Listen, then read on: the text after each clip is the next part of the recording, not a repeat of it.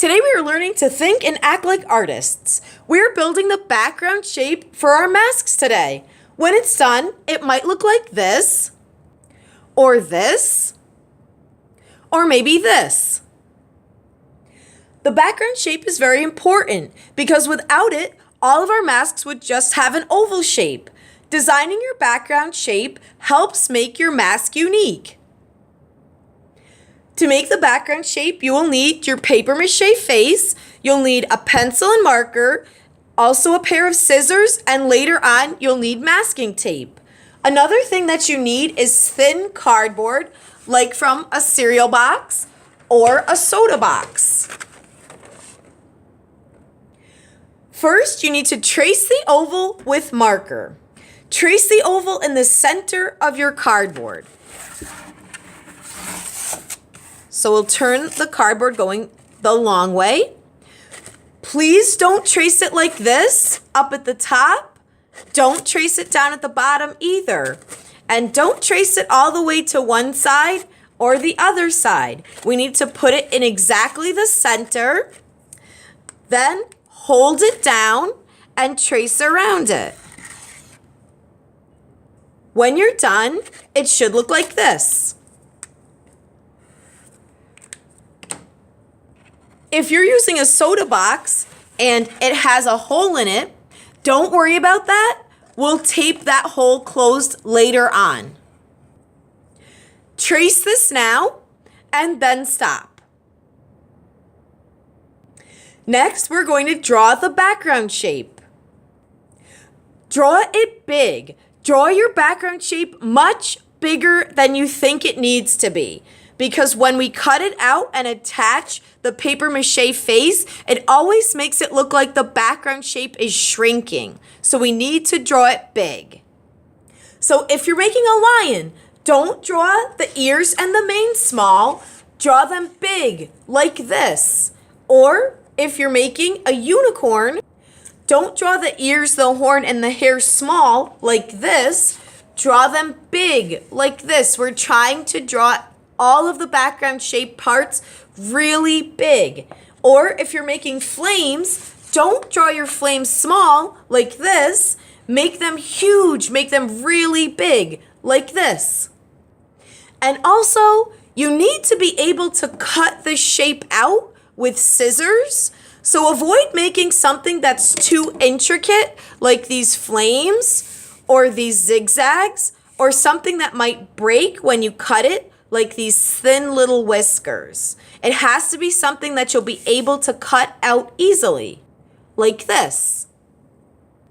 It might be a good idea to sketch your background shape in pencil first, and then when you're happy with it, trace over your best lines with the marker so that they'll show up better.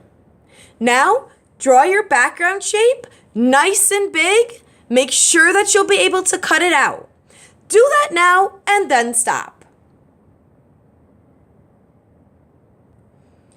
Now that we're finished drawing our background shape, we need to carefully cut it out with scissors. You can start anywhere. Do your best, carefulest cutting. This is going to feel harder to cut than a regular sheet of paper because it's cardboard. Just do your best. Now that our shape has been cut out, I want you to turn it over to the printed side and find an empty spot where you can write your name on it. Use marker to write your name. Also, you're going to have scraps of cardboard left over. Don't leave your scraps lying around. Please take your scraps and either recycle them or throw them away. You can start cutting now. Do your best. Don't forget to write your name on the back and throw away your garbage. Do that now and then stop. Now we're ready to tape the pieces together. You will need a long piece of tape, like this. Take that piece of tape and hang it over the edge of the table, like this. That will keep your tape from getting caught up and sticking to itself. Next, we need to tear that tape into many small pieces of tape, like this. They're about 2 inches long. Now we're going to take those small pieces of tape and use them to attach the paper mache face to the background shape. You can start anywhere. You want to have your pieces of tape next to each other, leaving no empty spaces in between. We can fold some back. And we also want the tape to be half on the paper mache face and half on the cardboard background. And we have done a good job so far because we haven't left any gaps in the tape. If you leave a gap in the tape, like right here, paint will travel under the paper mache face through the hole, and the paint will have a difficult time drying. So we want to make sure that we don't leave any gaps or holes when we tape. It's also not a good idea to just stick long pieces of tape on there. It never attaches very well when you do it this way. It's much better to use the shorter pieces that are attached in a row. I can tell that this mask has been finished taping because the tape goes all the way around, leaving no gaps where paint can travel into the hole. This looks like it's been taped very well. I want you to do your taping the same way. When you are done taping, please double check that your name is on the back of your mask. Do that now and then stop.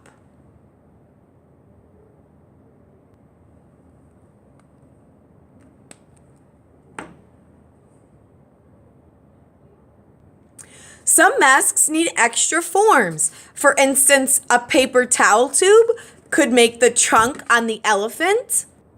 A small paper mache bowl could make the nose on a horse that will stick out in 3D like this.